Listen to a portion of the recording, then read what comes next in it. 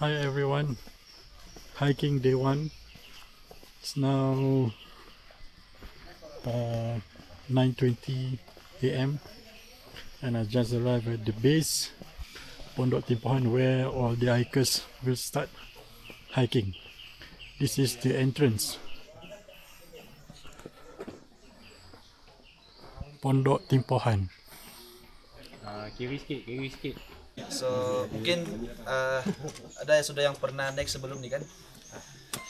So sebelum tu kasih kenal guide dulu lah. So kamu Here to summit, first kilometer.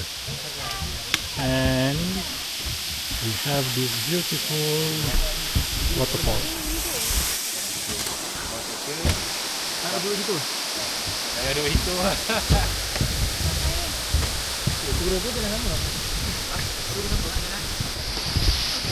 Ciao. Kilometer 2. Yeah. Summit Trail.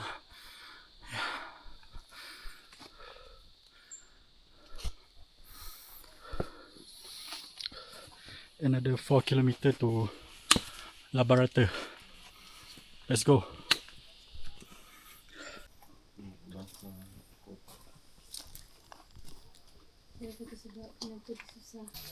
Four kilometer.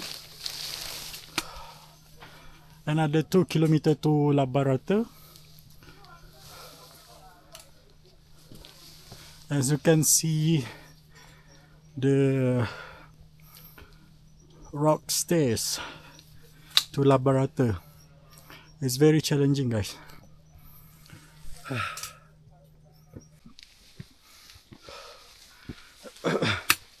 Reaching my 5 kilometer.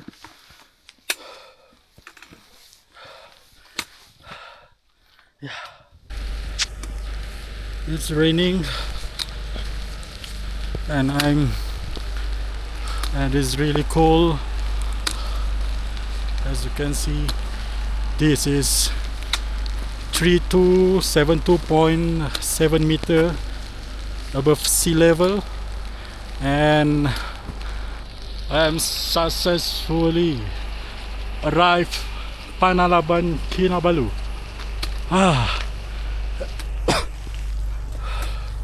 It's raining and it's super challenging. I'm wet.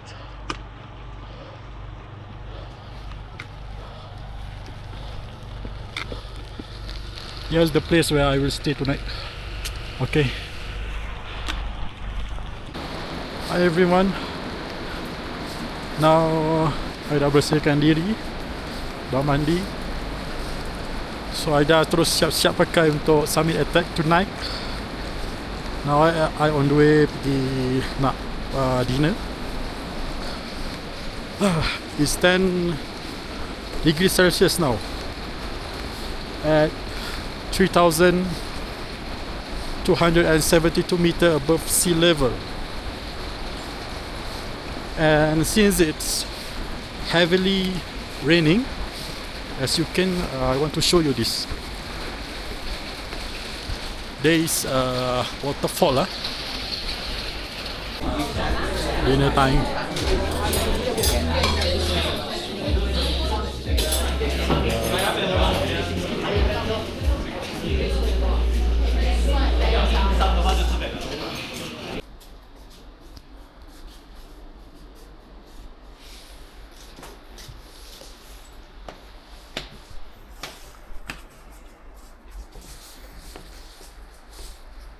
It's now 2 pagi. We are going to have supper. And then get ready for summit attack.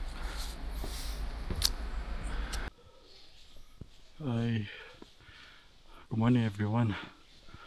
I just reached 8 kilometer and almost summit. Another 100 meter lah to the highest peak of Mount Kinabalu. Yeah.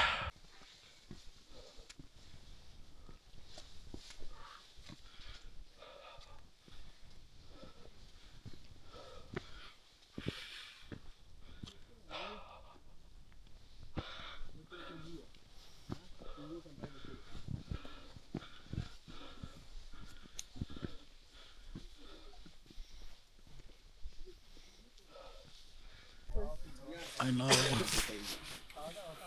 I need to take a picture. At the peak of Kinabalu.